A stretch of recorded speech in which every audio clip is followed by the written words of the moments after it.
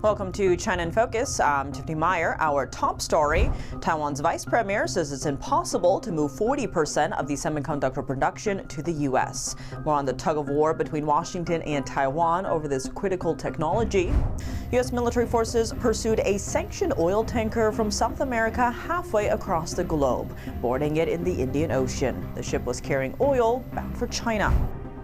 Visiting Bath Iron Works, War Secretary Pete Hegseth called for faster U.S. manufacturing. He says the Pentagon is pushing to rebuild the defense industrial base and prioritize U.S.-made weapons to meet battlefield demands. 4 years in prison for the former campaign advisor of a Southern California City Council member. He's been convicted of acting as an agent for China. A strategic Australian port becomes the battleground for U.S.-China tensions. Australia's Prime Minister aims to regain control of the Darwin port, triggering possible trade retaliations from China. And high-ranking military officers were purged. Insiders reveal that a quiet pushback is spreading through the Chinese military and into the civilian bureaucracy.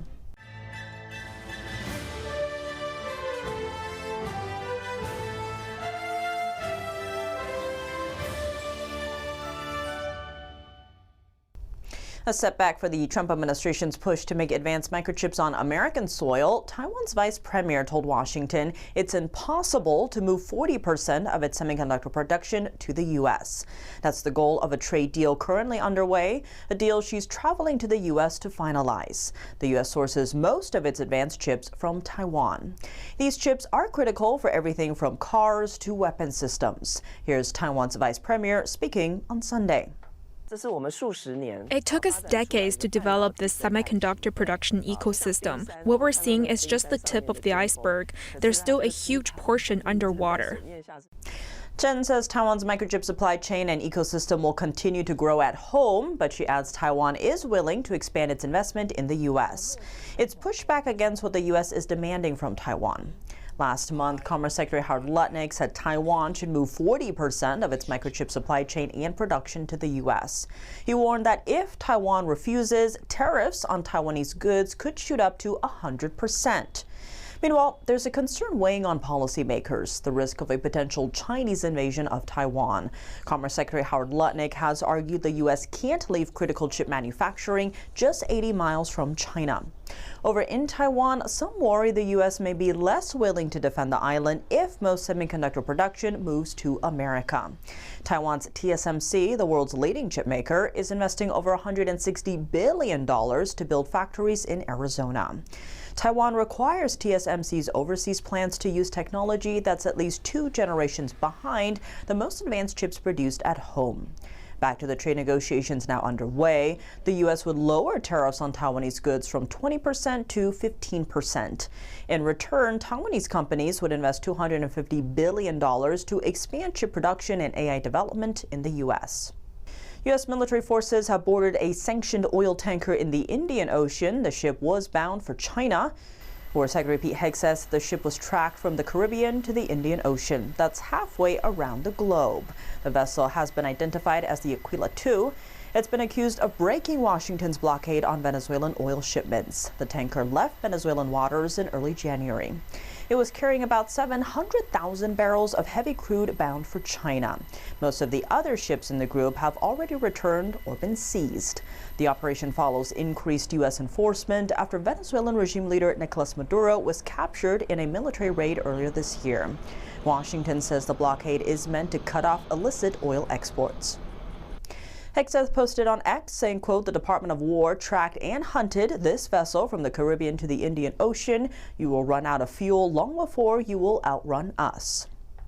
As Washington sharpens its focus on great power competition, rebuilding America's defense industrial base is emerging as a top national priority. It lies at the heart of President Trump's second-term strategy of peace through strength. The administration is overhauling defense acquisition, cutting red tape, pushing contractors to boost production, and working to reduce reliance on China. On Monday, War Secretary Pete Hegseth visited Bath Iron Works, a major military shipyard in Maine. The visit was part of a nationwide Arsenal of Freedom tour aimed at revitalizing America's manufacturing might.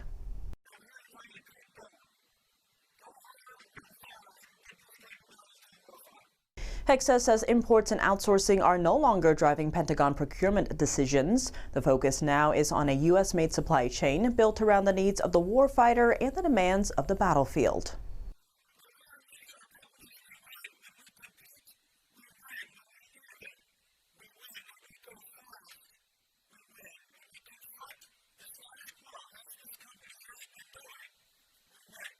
Last April, President Trump signed an executive order to reform defense procurement. The order aims to streamline processes, reshape the workforce, and reward risk-taking and innovation.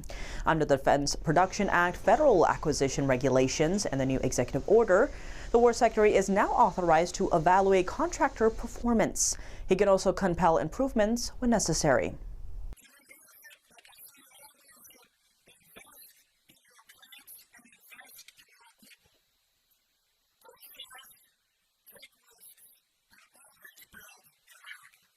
In the National Defense Strategy released last month, the Trump administration pledged a $1.5 trillion defense budget by 2027. The strategy elevates the U.S. defense industrial base, placing it among 4 core priorities shaping America's military future.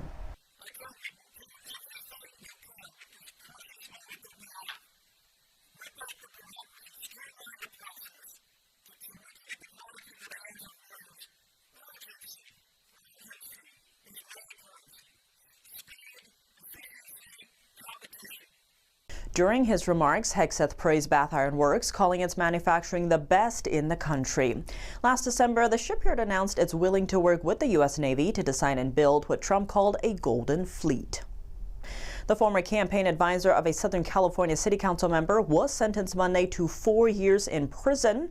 He's been accused of acting as an agent for China without notifying U.S. authorities. Sun Yao-ning, also known as Mike's son, worked as a campaign advisor in the 2022 city council race in Arcadia, a Los Angeles suburb.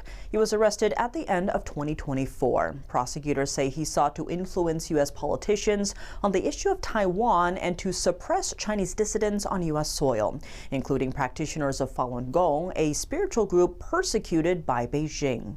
Sun also kept close tabs on then Taiwanese President Tsai Ing-wen during her April 2023 visit to Southern California, reporting her movements directly to Chinese officials.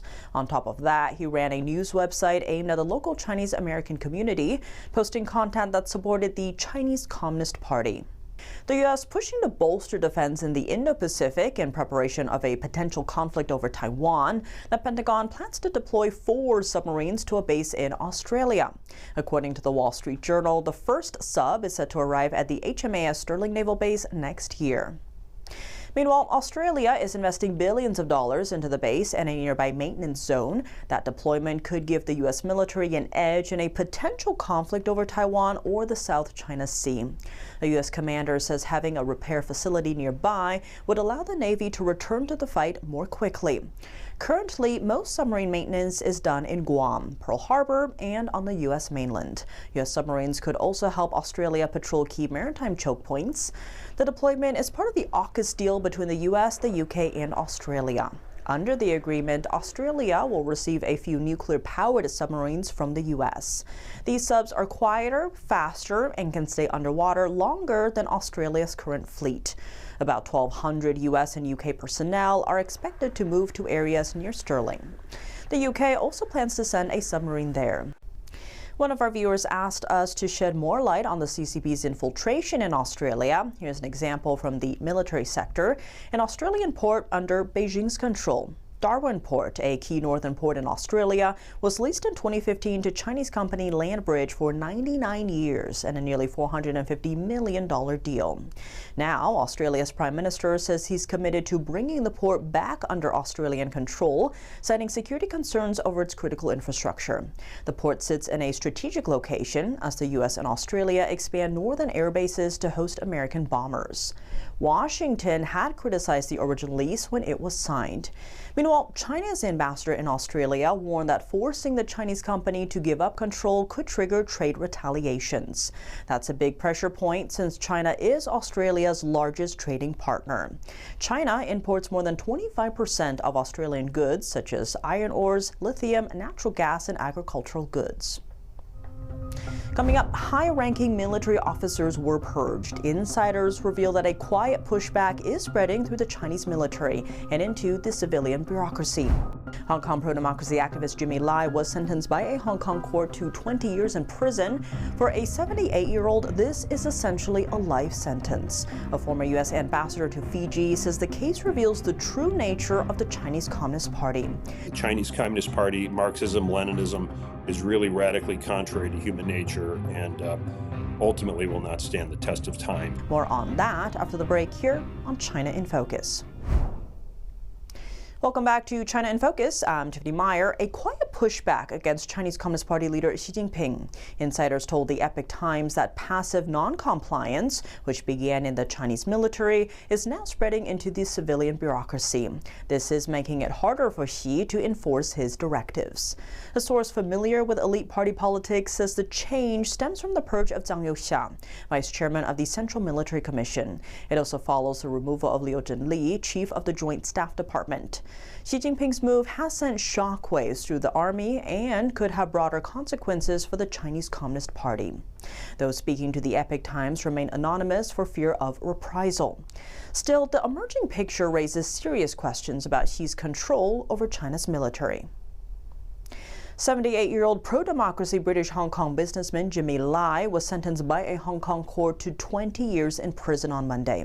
Secretary of State Marco Rubio in a statement calling the verdict an unjust and tragic conclusion to this case. To discuss these developments, NTD's Steve Lance was joined by former U.S. Ambassador to Fiji, Joseph Sella, who is also a friend of Jimmy Lai. What might be surprising to many is that, Jimmy Lai is a British citizen. He's not a mainland Chinese citizen, Hong Kong as well. British Prime Minister Keir Starmer visiting China just about a week ago, calling for a renewed strategic partnership with China. Here's Jimmy Lai's son, Sebastian, commenting on this. And how can we have closer relationships? How can we normalize relationships if a British citizen who's 78, whose only crime is standing up for freedom and democracy, defending his colleagues, defending the people of Hong Kong, is still in jail in Hong Kong? I mean, this is a very easy thing for Hong Kong and China to do, to show good faith to our nation, to show good faith to our government. But put this man on a plane, send him over to the UK, it'll take them 2 hours.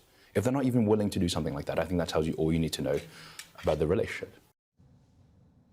Ambassador, how many more instances of the CCP's transnational repression do we have to witness? And what does this ultimately show us about the nature of the CCP and how the world's community should be treating them, especially the UK? Well, I think they're very opportunistic, and they will seize a moment if they find a weak link, if you will. And regrettably, for his country, which he bears citizenship to, really has not fought for him as stridently as I would argue the United States has, and that's regrettable. I'm hoping that this is a moment for the world to be aware of the malign ways and to be very careful of the dealings that China has in these international situations, but on their own shores, the malign activities, subnational incursions, and so forth. So I'm hopeful that we'll see a repeat of history, perhaps through the leadership of President Trump and Secretary Rubio, where soon enough Jimmy will be freed. I'm praying for that. During the last interview before his arrest, Jimmy Lai was actually speaking on his loyalty to Hong Kong. I come here with $1. I got everything I have because of this place. You know, a wonderful family. You know, they're very supportive. If this is the payback time, this is my redemption. You must fear some things for your family, for Hong Kong, for your loved ones. Yes, I do have fear. You're right. For decades, Ambassador, it was a one country, two systems recognition where, the British handed it over to China, and then it really sort of took effect, the CCP implementing its own policy there gradually as that finally, took place. Talk to us about the decisions that Jimmy Lai made to stay and fight for freedom in Hong Kong. I think it's a testament to his character. I think it's a testament to his faith. He is a role model for others who are subjugated under the boot of totalitarianism around the world, and will be forever, come what may, for Jimmy. He has traveled the heights of power, and in business, and has met great success. However, that is very transitory for him. He knows he could have gotten on a plane as soon as he knew what was coming, but he opted to stay and fight on principle. What is not transitory is his faith and belief in Jesus, and he is a solid believer in the Catholic Church and is a witness for all to follow, whether laity or religious, and certainly should be an inspiration to those fighting for freedom against subjugation around the world, civilians and elected officials alike. So he was obviously a very successful business tycoon in Hong Kong. He also founded the Apple Daily, which was a media conglomerate. So this really, at the core of all of this, we're looking at freedom of speech and a free press. In Hong Kong, independent media, since the merging with mainland China, has been under tremendous pressure to just simply survive. For example, our sister media, the Epoch Times, had to stop printing in Hong Kong.